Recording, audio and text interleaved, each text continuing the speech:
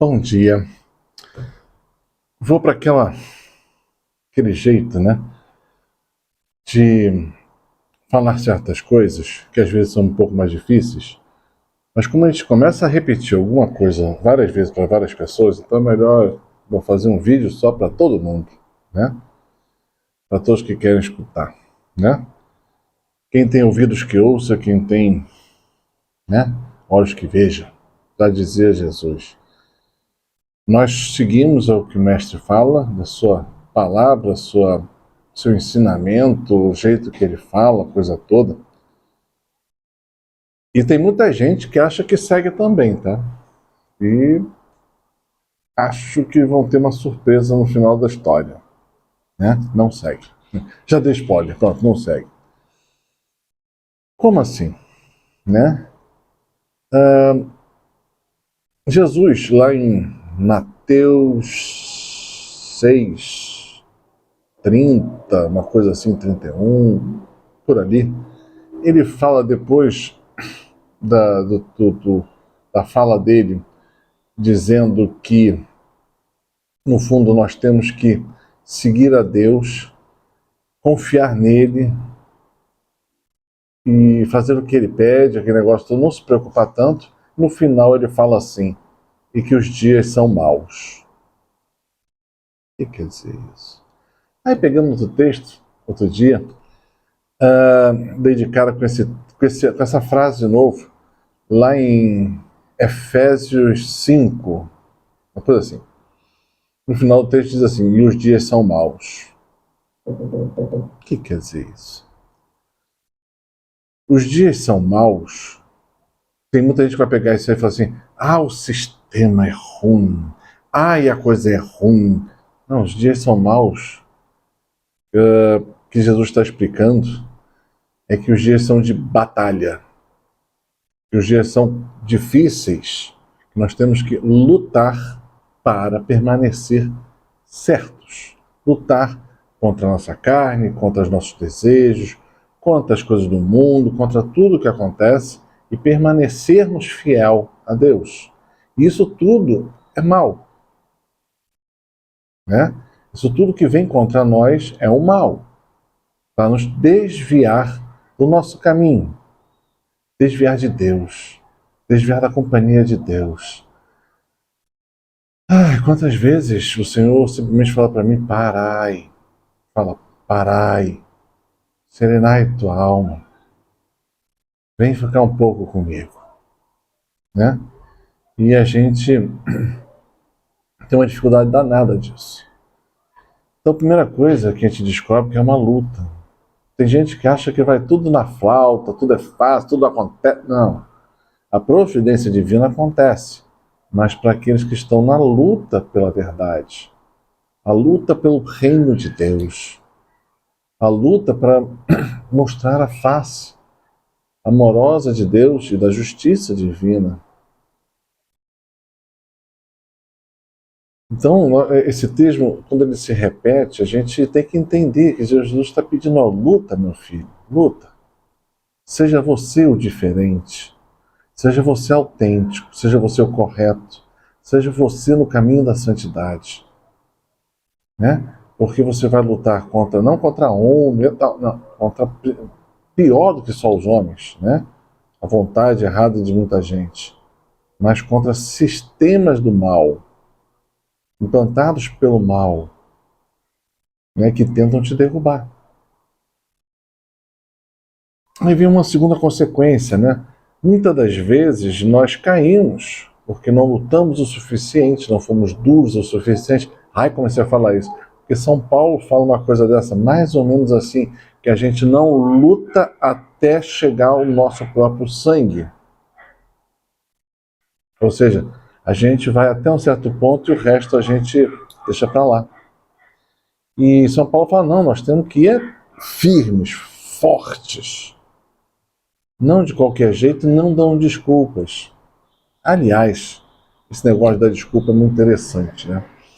Teve, no começo da igreja, lá pelos anos, sei lá, 300, 400, vou lembrar direito, existiu uma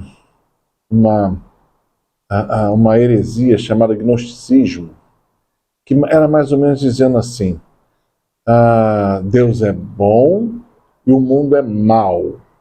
E tudo que está aqui no mundo é ruim, criado por um Deus mau. Então você criou dois. Ali no fundo você estava falando que tinham dois deuses. Não. Só existe um só Deus. E o mal que tem no mundo é fruto da rebelião, da revolução de Satanás, né? Que vem até os dias de hoje. Né? Os homens estão cada vez mais revoltados contra Deus, fazendo uma revolução contra Deus. Engraçado, eu lia na Bíblia, muitas vezes, isso aí, né? Que os homens, em Apocalipse, diz assim, né? Apocalipse, sei lá, 18, depois tem que conferir isso. Ele fala que os homens farão guerra contra Deus. Eu falo, que imbecil é fazer guerra contra Deus? Tem que ser muito burro. Mas essa frase está lá. E hoje nós vemos isso acontecendo através dessa revolução contra Deus, né? Tirando os homens de Deus das casas de Deus, tiramos a casa de Deus de ser uma casa de Deus, estão sendo transformados em outras coisas que não são casas de Deus, profanas, até muitas vezes, até tem conventos virando hospedarias, hotéis, né? Tem outras virando boates, eu vi outro dia, lojas de bebida. Isso é o fruto da rebelião dos homens a Deus e da perda da fé, né? Que é o sinal dos tempos que vivemos. E depois vem a justiça. Primeiro vem o teste. E nós não estamos passando, diga-se de passagem. Mas nessa rebelião, nós estamos cometendo o mesmo erro, só que trocando as palavras, do gnosticismo, que era falar que existia esse mal que controlava as coisas e montava sistemas, que os homens eram frutos do sistema e o sistema controlava tudo e transformava todos em maus.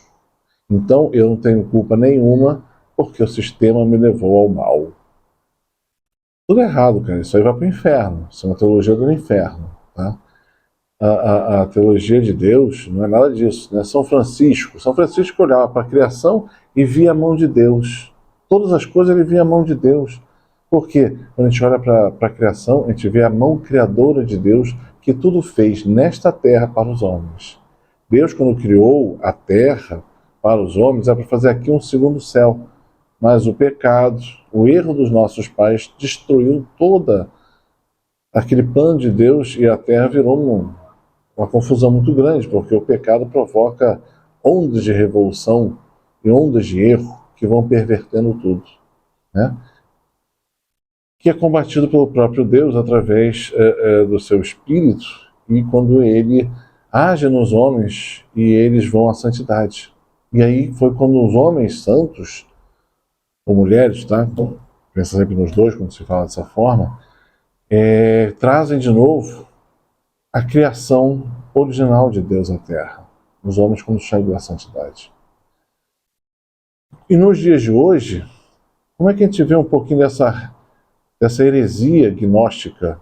É falando exatamente a coisa, né? Que as pessoas estão aí e elas erram e pecam, e o fruto o responsável pelo seu erro não é a própria pessoa, e sim o sistema. O sistema me levou ao erro. Você se deixou levar ao erro. Você pecou. Nós, cristãos, quando estamos diante de um erro nosso, o que a gente faz? Fala, o problema foi o sistema ou o problema sou eu? O que você faz? Um cristão verdadeiro, ele fala, eu errei, eu pequei, eu sou culpado. Posso ter outras coisas que me ajudaram a entrar no meu pecado? Pode, né? Mas eu deixei. E eu pequei contra meu Deus, contra mim e todos. Né? Ato de contrição, né? Então você tem que reconhecer o seu erro e assim proceder. Pega depois, acho que é Daniel 9, a oração que Daniel faz pedindo perdão a Deus. Ele vê o seu erro, ele vê o erro dos seus antepassados, ele vê os erros que são cometidos e ele pede perdão. E falam que em todos os casos, é justo o procedimento de Deus fazendo justiça e reparação. E que nós temos que mudar. Veja Daniel, né? Vai lá ler. Né? E que nós temos que praticar a mesma coisa. Né? Quando esse mundo envolve a gente, fala assim, eu faço isso porque meu pai fez isso comigo e eu estou revoltado. Não. Se você pratica o erro é teu. Pede perdão. Né? Vou botar um para você ver como é fácil. A gente julga e condena os outros. Nossos primeiros pais, Adão e Eva, eles pecaram. Bom, o erro foi comer da fruta proibido, né? É aquela história toda que a gente conhece. Quando Eva peca, por andar na companhia de Satanás, e fazer o que Satanás falou para ela fazer, e procedeu conforme ele disse, a coisa toda, ela vê o seu erro, e o que o ser que erra faz? Ele passa para o outro. Na mesma hora, impressionante. Para que não fique sozinho no erro. Vê como a situação é caótica, já vimos várias vezes, né? E aí Adão faz a mesma besteira e também se esconde.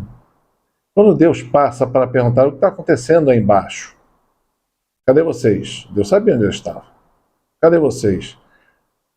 Aqui, a serpente, isso. Ou seja, em vez de eles falarem, não, Senhor, desculpa, nós erramos. Nós fomos lá e comemos da fruta da árvore que você proibiu. A serpente nos enganou e nós fomos lá e consentimos no erro e fizemos errado. Em vez de falar isso, não. O que eles fizeram?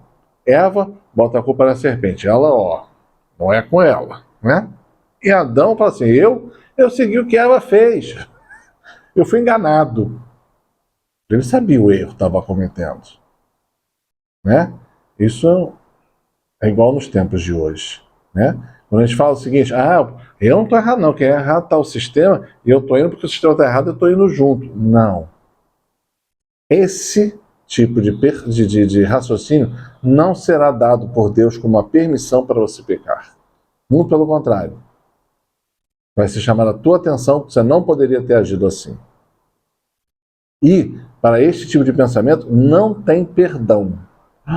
Por quê? Porque você não pediu perdão. Né? Você passou a culpa para terceiros, não assumiu o seu erro. Né? Nós somos cristãos, como eu disse antes. Quando eu erro, baixo a minha cabeça, peço perdão a Deus. Senhor, errei, não tem desculpa para o meu erro. Eu sou fraco e pecador, me ajuda, Senhor, a levantar e não fazer mais nada disso. Isso é cristão. Pagão, né? Tem muito cristão aí pagão. O sistema que fez. Hoje em dia, né, quando a perversão está indo a tal forma que hoje em dia você não pode. A perversão está indo a níveis da criação. A pessoa, não, eu sou assim porque eu acho que é assim e a criação, o meu corpo que está errado. Não, querido. Deus não erra. O plano de Deus sempre foi perfeito.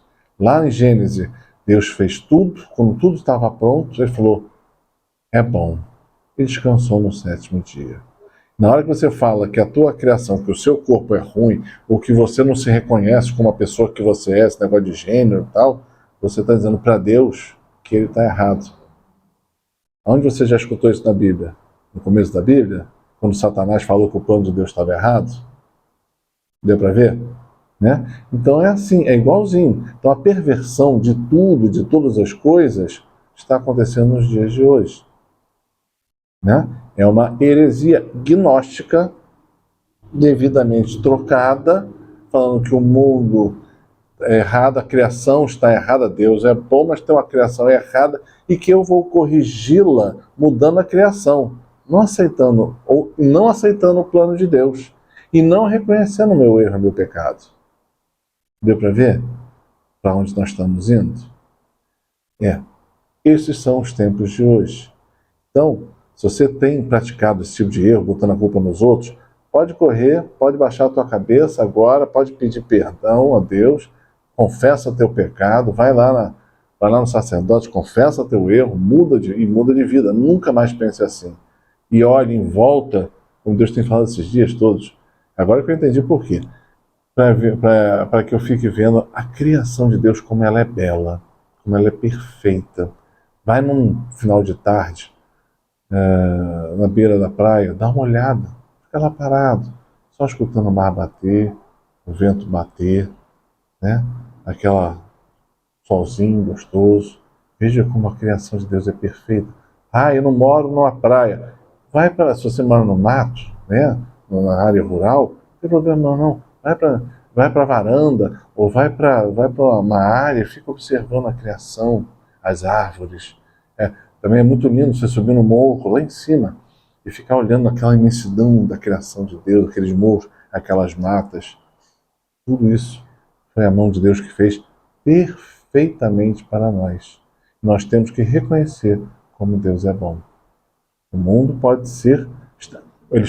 estar sob o maligno, ou seja, nós estamos em combate.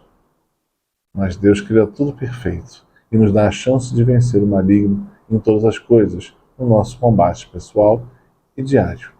Se não tiver combate, a gente fica mole. A gente acha que tudo é fácil.